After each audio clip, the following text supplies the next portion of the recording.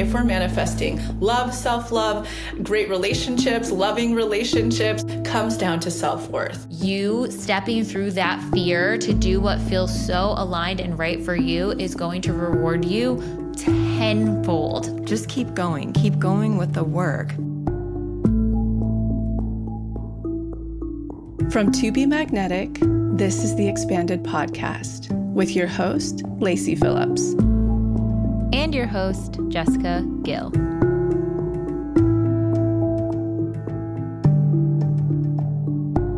As the leading destination for neural manifestation, we dispel the woo-woo in order to help you create real, tangible results based on neuroplasticity, psychology, epigenetics, and energetics. Our goal is to normalize the practice of manifestation and empower you to get into the driver's seat of your life in order to manifest the experiences, relationships, and things that most align with your authenticity. And by pressing play, the process begins.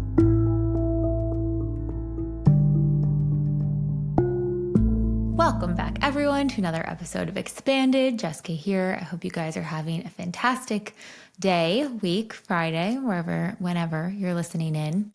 We have a really special episode today all around our top tips, insight, current energetics on love, relationships, self-love, friendships, all of the things. Obviously, it feels timely because it is Valentine's Day, but really what I sort of see this day is as the ability to connect with self, to understand your own intimacy, and we give you some tips and tools and insights of really reconnecting with that. I think no matter where you're at in this journey, if you're just looking to deepening your self-love, if you're looking to deepen your relationships, your friendships, if you're manifesting love, it really comes back to that connection to self first, and how we then take that connection to self to others. We have some really good protocols for you guys in there. And if you haven't checked it out yet, we launched a brand new video series called Channeling with Lacy, where Lacy breaks down the current energetics going on right now and how to work with them for your manifestation practice.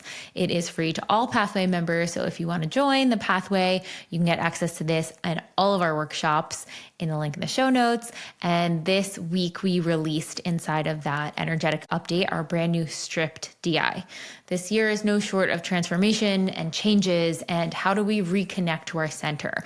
Obviously, you guys heard us talk about our authenticity challenge this past year, and it's so important to reconnect with our authenticity. But from that place, how can we connect with it where it's not tied or limited by the external pieces, where we're not holding our authenticity as a reflection of an identity to self because of our belongings, because of our home, because of our social status, because of our career title, or our role as a parent or a spouse or a daughter, or a son. How can we really identify with our soul's essence? And that's what this stripped deep imagining is going to do. If you haven't heard of a DI before, it's our proprietary blend of hypnosis audio, which helps you reprogram limiting beliefs in your subconscious into an empowering state. And from that space, you can manifest anything you truly authentically desire. So that is live now in the Pathway portal. Check it out. It is definitely one that you are going to feel so connected to your soul on the other side of. And we have another new one coming out next Wednesday that's kind of like the bundle for the energetic theme for 2025 in this transformation. It's stripped and empowered. So stay tuned for that one as well. It's going to really just build you back up and be kind of that mantra you can keep coming back to again and again. Okay, let's jump into the episode.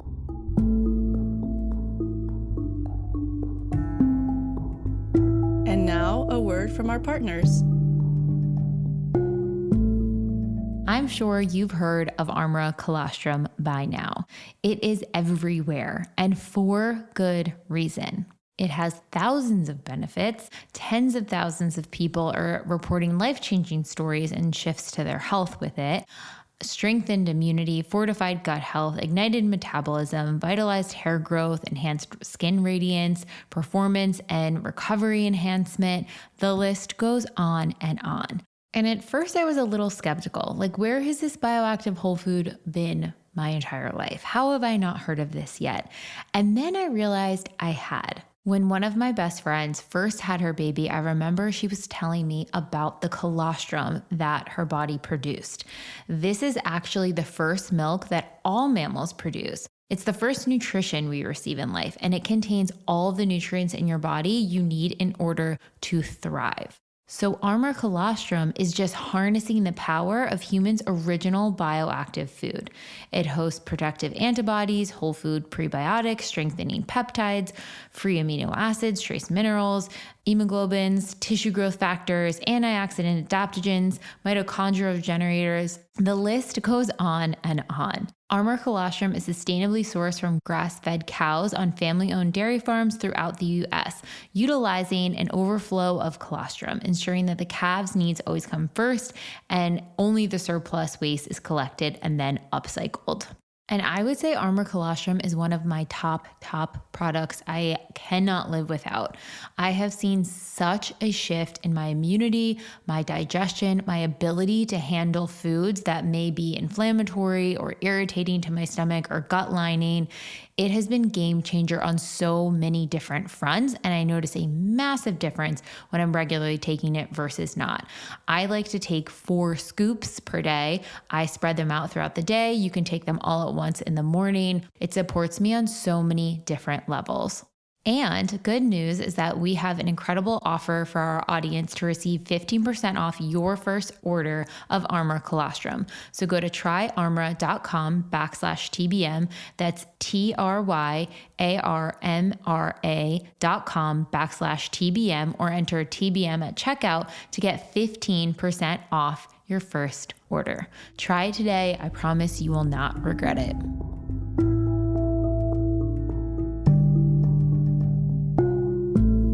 I get a lot of questions about my skincare routine. And even though that is always changing, one thing that I've been really consistent with that has been helping so much is the Bond Charge Red Light Mask.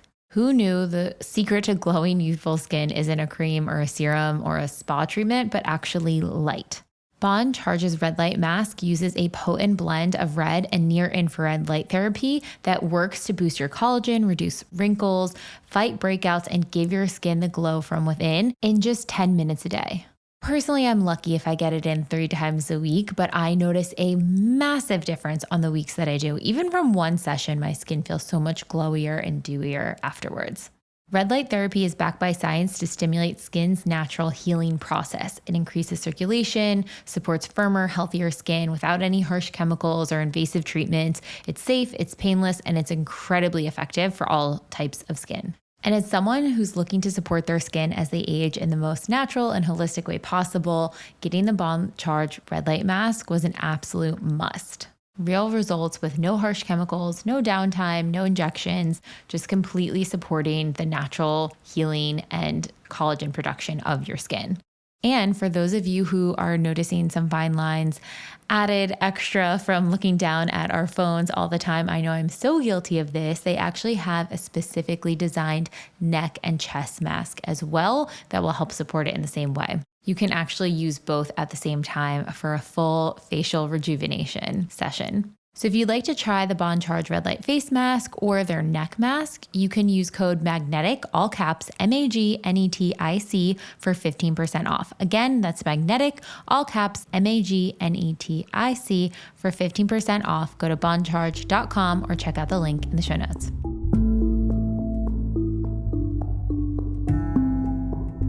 All right, on to the episode. Welcome back, everyone, to another episode of Expanded. If you are listening in on Friday, February the 14th, happy Valentine's Day. I actually really love this holiday, and I know commercially it's like so built into relationships, but I like it for the connection back to self. How to give yourself love, how to give your friends love. If you're in a relationship, give your relationship love, but it's so much bigger and deeper to me than just the romantic aspect. So today we wanted to give our top tips for anyone who is manifesting self-love, manifesting relationship love, manifesting a better relationship. Here are our most heavy-hitting tips from the experts. So Lacy, I want to throw it to you. What's your feel into the energy of love right now? And then what would you say is the biggest thing people do wrong when it comes to manifesting relationship? Yeah, you know what? One thing I really want to help people reframe is that in paganism, this particular holiday during the time of the 13th through the 15th, many different cultures actually celebrated this as midwinter. So it was like that midpoint when we're breaking out of winter and starting, the light is getting brighter. We're starting to make our way into the spring. I want to just give a little bit of a reframe about that, because what does that bring? That brings new light, that brings new energy, it brings hope that we're coming into that fertility time of season of new growth, technically starting to make our way into the new year. So just wanted to use that little reframe for anybody out there who's sitting there and it's just like, I hate the commercialism of this holiday that corporations have turned this into. Now, getting into love, I would have to say, well, I had a little bit of a channeling this morning that is different. You can listen to many of our love episodes in the past. We have so many, Jessica and team, and everybody can definitely link those below, how to manifest love and such. However, the biggest channeling that came through due to the current energetics at hand in this big year of transformation is that I really believe that the architecture we have in our belief system, in our mind, is going to rapidly reshift in our relationship to self-worth within the next 3 to 4 months.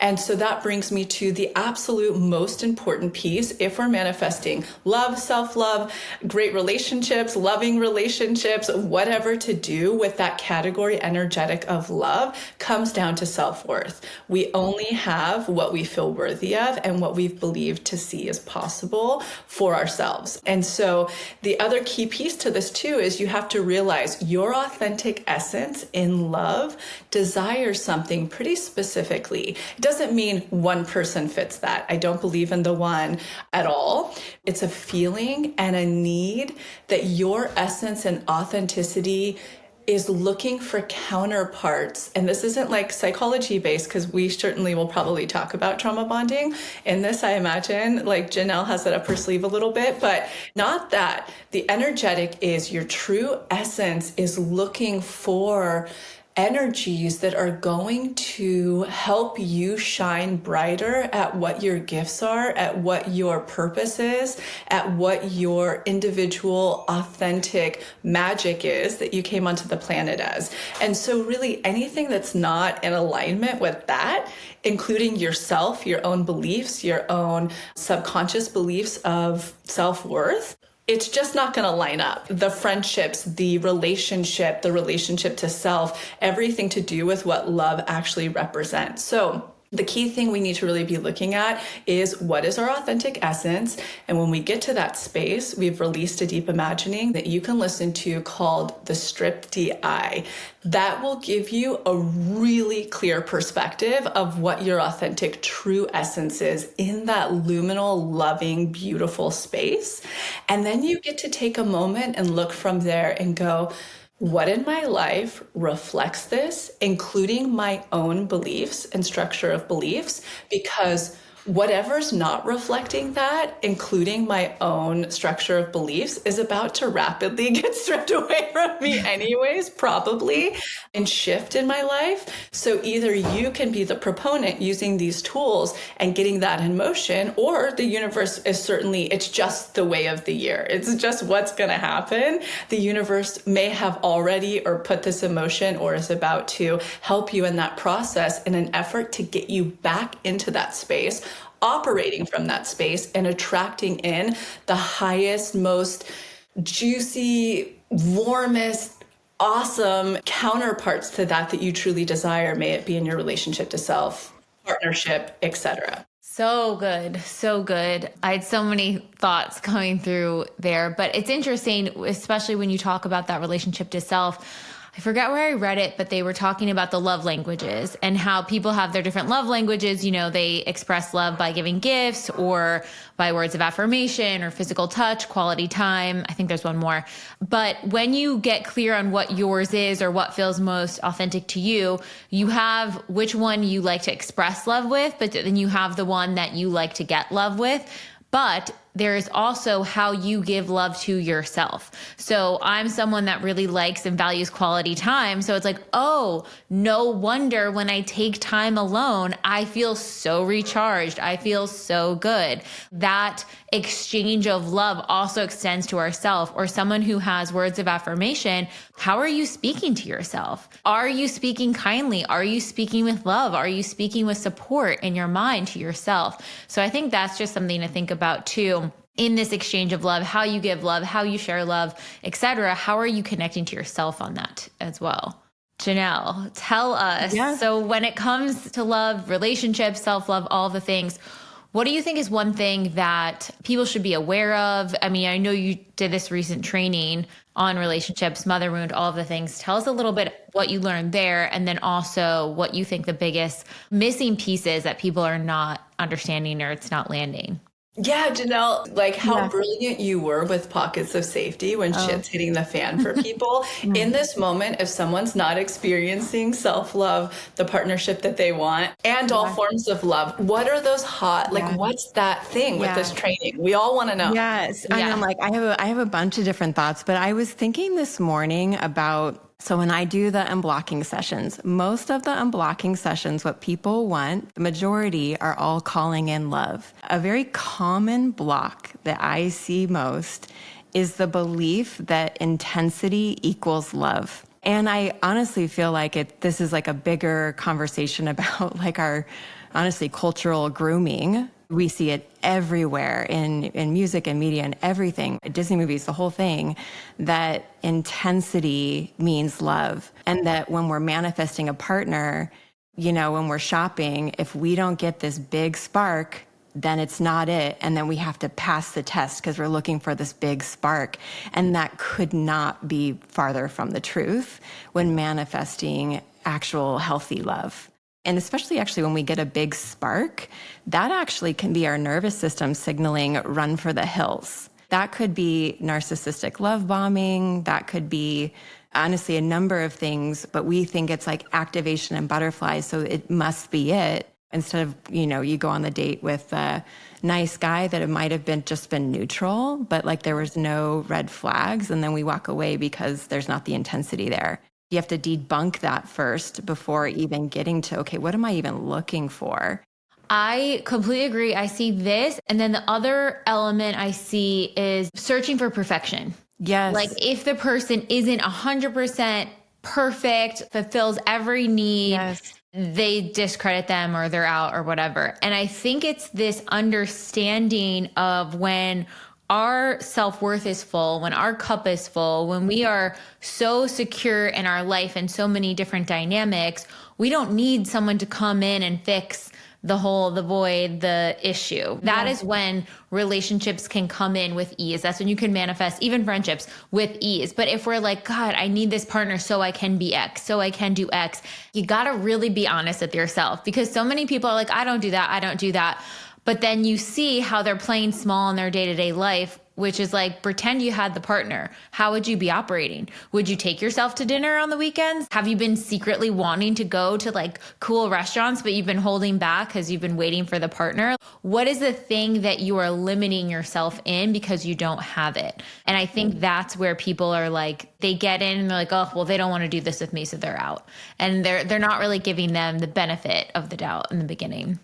Yeah, like fair, healthy expectations is everything, or else you're just going to cycle through dating partner after, you're just going to cycle until there's realistic expectations. I honestly feel like love has to come off of the pedestal and the fantasy that, some fantasy person is going to come and really just be the savior and fill the hole inside. That has to be unblocked first. You kind of have to go through a little grief first before there's actually space for like healthy love to come through. And in that, what you're saying is like healthy expectations. I feel like this is another cultural narrative that like our partner is supposed to always give us unconditional positive regard.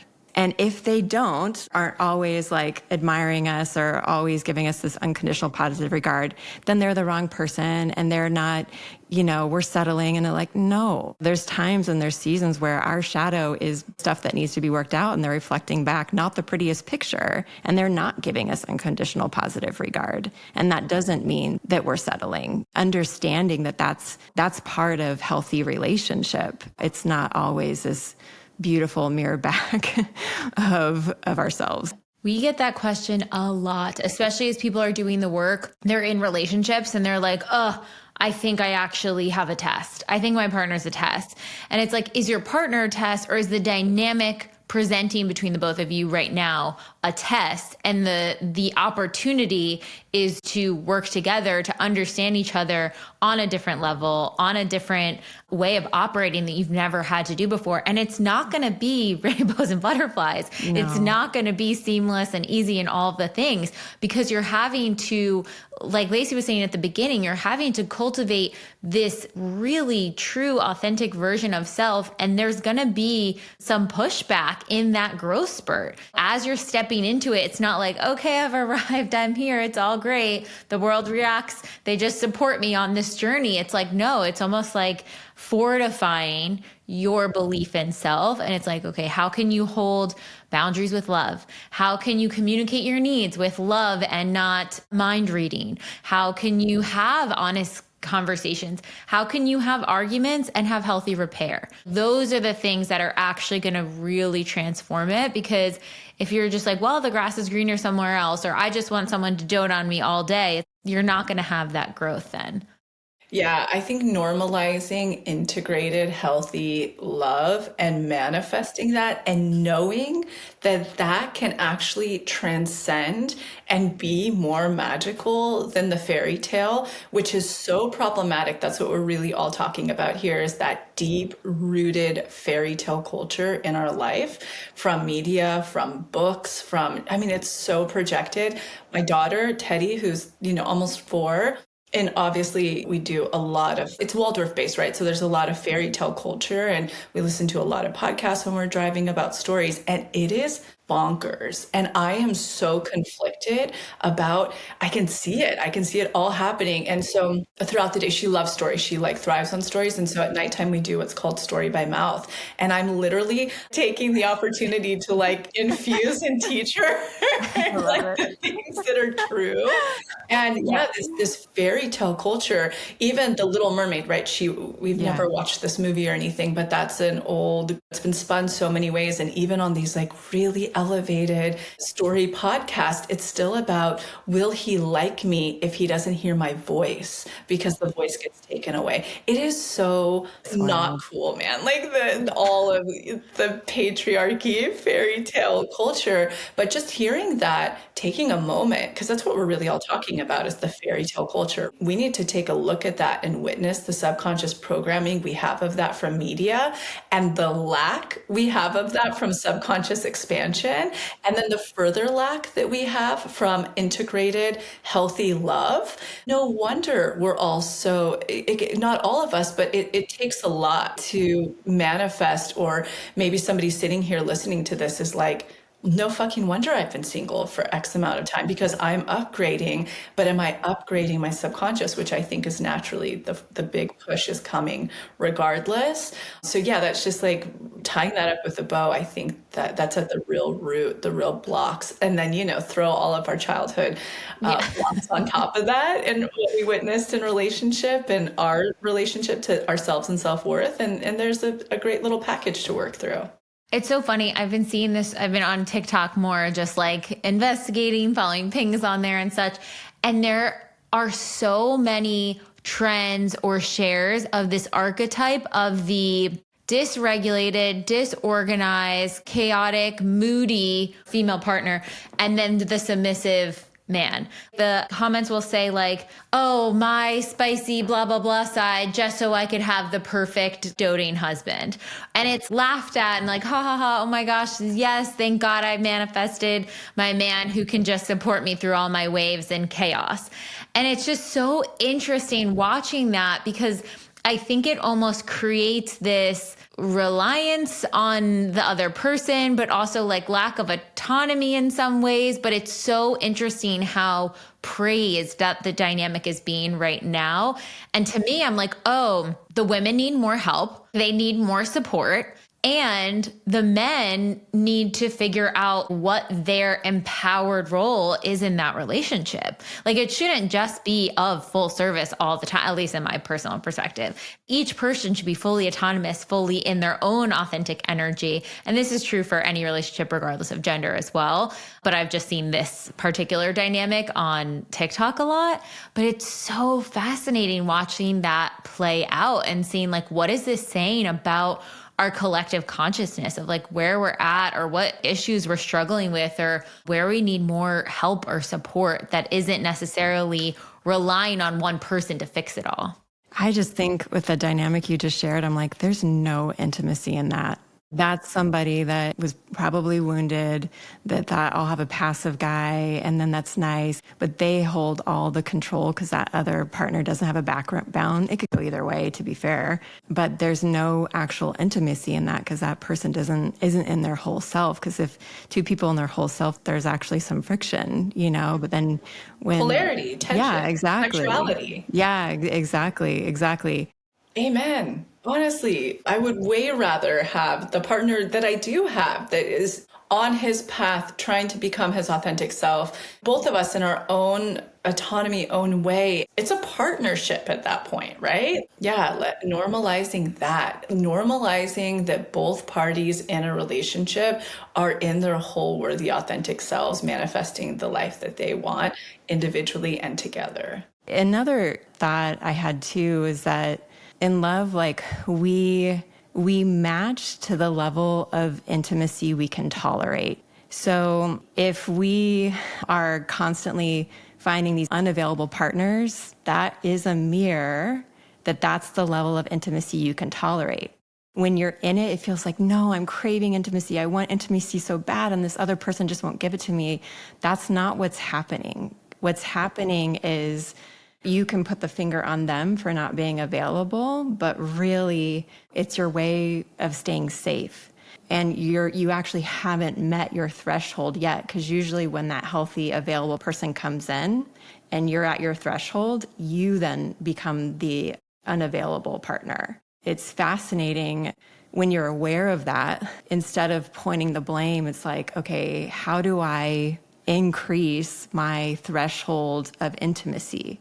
Because that's really what I want. And there's this kind of self-sabotaging that happens there.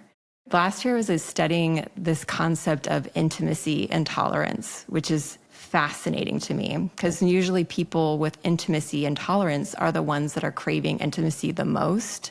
And they're craving intimacy the most because they didn't receive the touch, the soothing, the comfort, the care. They were starved of it on some level. Or maybe even it's a little bit more nuanced that, let's say the mom was shut down and like there still wasn't a level of emotional intimacy there. So then we crave it as adults. But again, when we're faced with it and we come upon our threshold, we will actually get the ick with the partner. Or we'll find some ways to make them bad, kind of make ourselves like above them, because being with the vulnerability of them being our equal, instead of the dynamic which you were talking about is like the man's below. When we're faced with our equal, it's way more vulnerable. I feel like I feel like the two biggest takeaways from this is, number one, truly, truly understanding your authentic self and essence and what that really desires, and then the architecture of self-worth you have around it. And number two, when you figure that out, through the Strip DI or the authentic self challenge we did, then when you're going, whew, I see the blocks, I see the layers, the onion peels. What you just addressed, Janelle, is the work that needs to be done in the inner child work. How you actually unblock in order to be able to receive the partnership you want and the intimacy you want, truly like being seen, all of the layers of intimacy, and then the expansion. Have you ever even seen that? Have you ever even seen, from now knowing your total authentic essence, completely stripped, what it really needs in this lifetime through one partner, multiple experiences, multiple partners, whatever, then what's all the blockage that's holding you back from that level of intimacy, of what you can actually really accept? And then the question, have you actually ever seen that in any healthy relationship, in fragment expanders, whatever? Like, that's only you can answer that. But I really do think if you're sitting there and wanting action orientated things from this episode, that would be the path I would be looking down. I think too, sometimes when people look at relationship expanders, they're like, oh, they got each other that gift, I want that. Or they do this for each other, I want that. And it's more surface level. They're liking like very specific material engagements between the two, instead of like reading beneath the lines. How did they show up for them? You can see it in real time with couples that have this, but it's almost like the attunement and check-in with each other is so subtle and so caring and so loving, where some of my relationship expanders, when I see them interact, one of them will notice like, oh, I can see that they're stressed with that. And one will just like put their hand on their back. Very subtle. Like you wouldn't necessarily put on your list, I want a partner who puts a hand on my back, but you would be like, I want us to be connected, and not in a codependent way, but in a like, oh, I just noticed that. Okay, I'm going to support them in that way. Those little tiny cues that let them know that these people are interacting in a supportive, loving, autonomous way. I think that's the stuff you want to look at in the expansion. It's not so many people talk also about like the power couple, or they achieved all of this together. It's like, but what does their relationship look like behind closed doors? How are they speaking to each other at night? How are they navigating conflict? That's the stuff where it's actually going to shift your reality versus the superficial. And if we know anything about this year, it is dropping all the superficial, all the programming, all the shoulds, all the things we think are going to get us there, and get really, really, really honest with ourselves of what our truth is. Yes, yes, yes.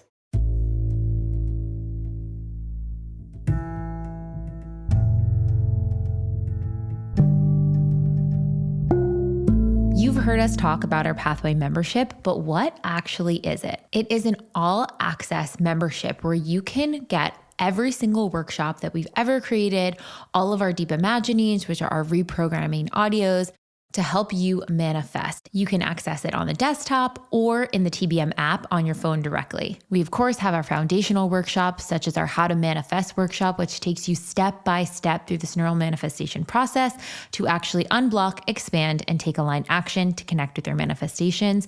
Our How to Be Magnetic workshop, our Inner Child and Shadow workshops. And then, of course, we have a workshop if you are in a rut, if you're in a rock bottom, if you're in an up level, perhaps you need to set boundaries. Maybe you want to focus specifically on the block of money or love. It is all in there. And then twice a year as a community, we gather for our challenges. Our challenges are one of the most effective parts of the process because you get accountability. It is really a handheld experience in how to work through whatever the theme of that year's challenge is. And now to my absolute favorite part of our membership, which I think in and of itself would be worth the entire weight of the membership if we just had this alone, our Deep Imagining library. This library encompasses over 60 neural reprogramming audio tracks. They're self-hypnosis tracks that will really support you in any step of this journey. If you're needing calming, nervous system regulation, unblocking with a specific test or trigger, going through a difficult time, processing a big emotion, or maybe you just want reinforcing, how to reinforce those neural pathways of confidence, abundance, self-worth, deservingness, and connection with your dream life. And not only that, if you go to the app, we just launched Deep Imagining playlists, where we're grouping different themes of DIs together. So no matter what you're going through, you have something for you. And we're constantly dropping new playlists, as well as brand new Deep Imaginings. And if you need more support in your process, you can go to our brand new video series, Channelings with Lacy, where she touches on the exact energetics that are going on right now in manifestation and how it may apply to your life. So obviously, I am a huge fan of this membership. The peace of mind I get from being able to have all the tools I need at my disposal, no matter where I'm at with my life, if shit's hitting the fan, if I'm feeling dysregulated, if I'm needing to come back to my center, if I'm needing to brainstorm or daydream or connect with what my vision for my future is, Every single tool is in there to support me. And don't just take my word for it. We have thousands of testimonials of people who have had incredible success stories with these tools. So take the guesswork out of your manifestation process and get real tools that are going to give you real results. For podcast listeners only, you can use code EXPANDED, all caps EXPANDED, for 20% off your first month of the pathway. Join now and have your best year yet.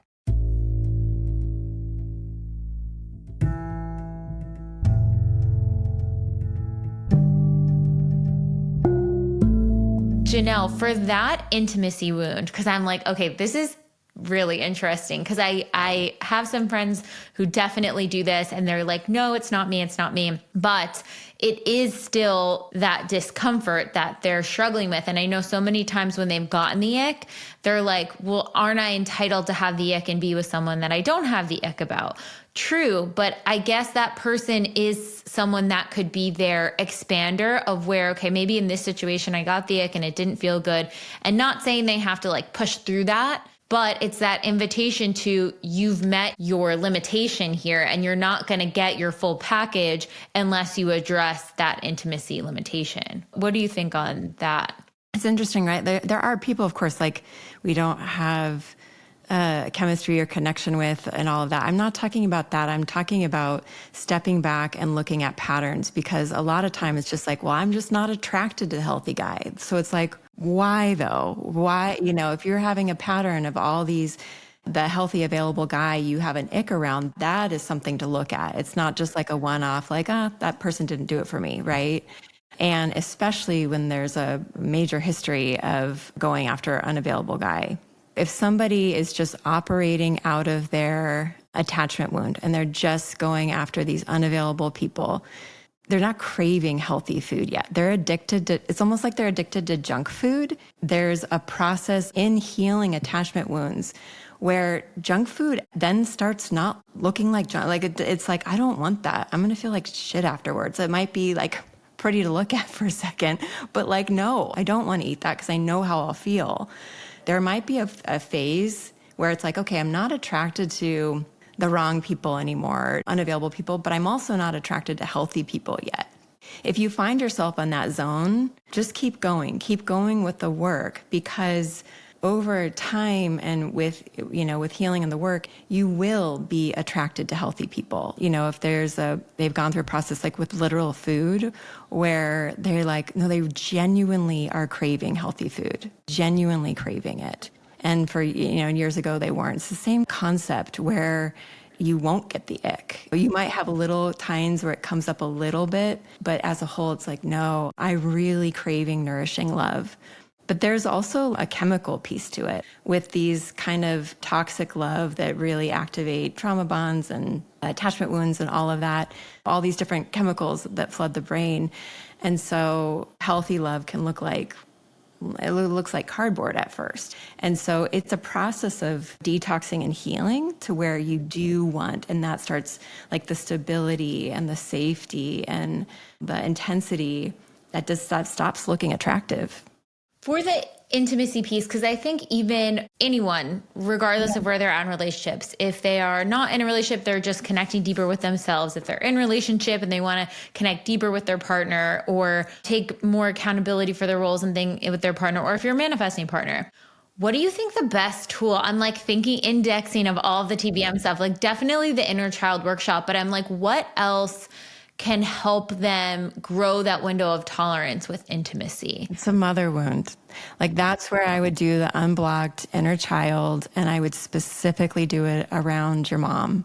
Wow. And okay. with the mom, the needs are nurturance, guidance, protection.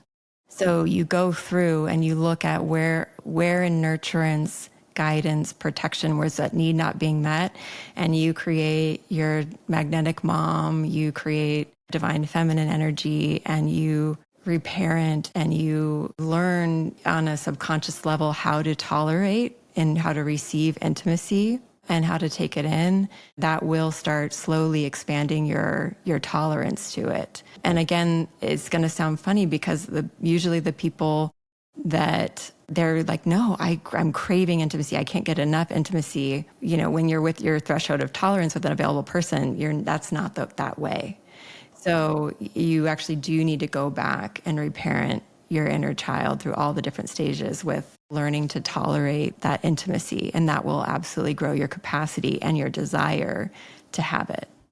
I mean, even hearing the imbalance of wanting to feel a power dynamic above your partner is a sign of having a lesser connection with your level of intimacy. That's eye-opening too. Because it's like, how many times in relationships have one partner felt they had the upper hand or more sense of control or whatever? And it's like, oh, that's actually just my protection mechanisms coming in to protect me from the intimacy that feels really scary. Exactly. One other piece on this, shadow. And integrating shadow. I think the Meet Your Shadow DI is great for this. I think the self-love DI is great for this. But when you're dating or a friendship or just in conflict or irritation with someone else, that's another example of reconnecting with your intimacy because you are not allowing yourself to do the thing that they're doing. So how can you take your power back and be like, actually, it's not a them problem. It's a me problem, not being able to allow myself to rest or have that space or to do whatever that thing is.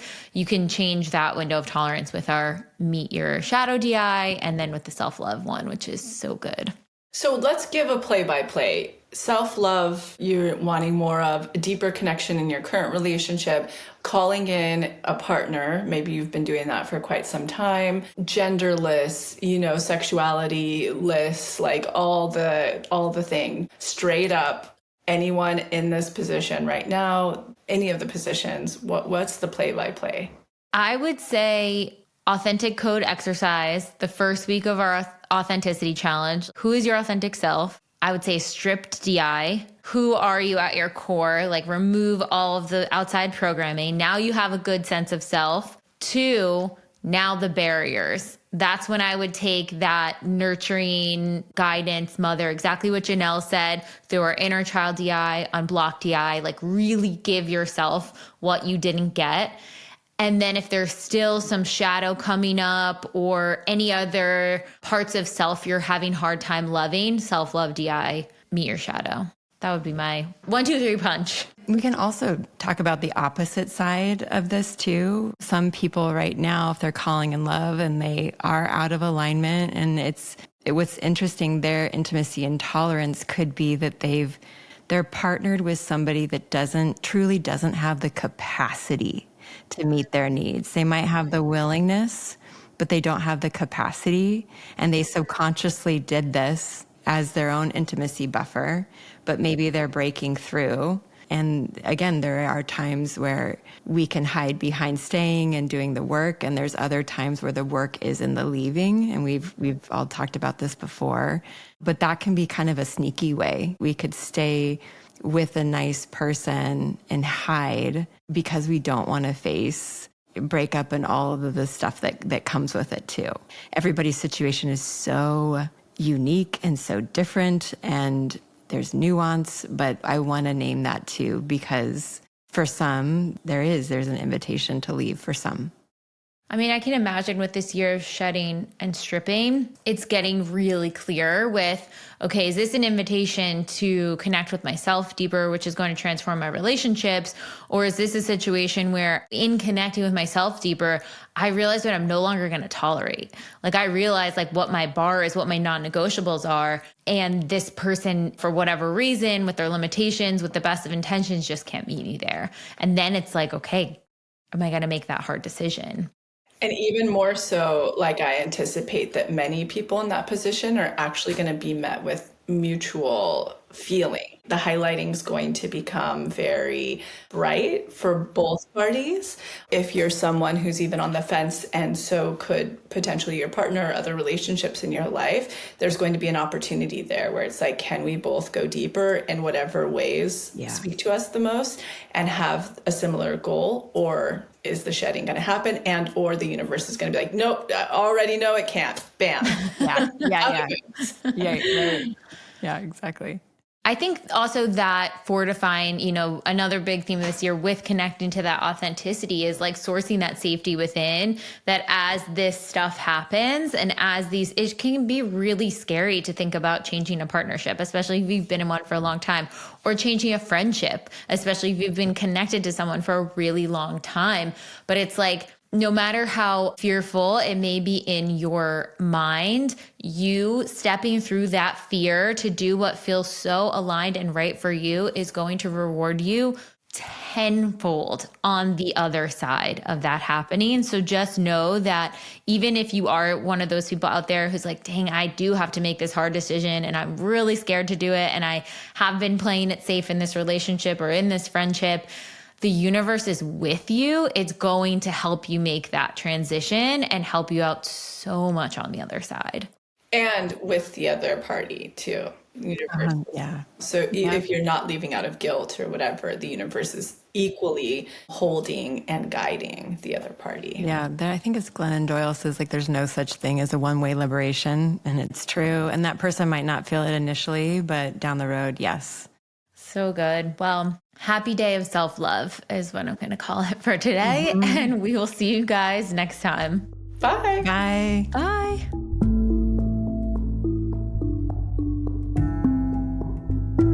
Thank you guys so much for tuning in today. I hope you enjoyed that episode. And since you are already listening in right now, you might as well start your journey of manifesting and reprogramming your beliefs today. So if you are a member, you can head over to our app. And if you're not a member yet, click the link in the show notes to join and start reprogramming your subconscious. If you go into our DI library, you can choose any DI that speaks to you right now. Take the next 10 minutes, the next 20 minutes. Start the practice of changing your brain. If you want to do any of the ones we talked about in the episode, you can do the inner child DI, the unblocked DI, the self-love DI, the meet your shadow DI, or the stripped DI. Any of those will be thematically similar to what we talked about in today's episode, or just follow your intuition. What calls to you, what speaks to you, which one do you feel like you're needing right now? You can sort them by time and even just pop in and do a 10 or 15 minute one. Enjoy.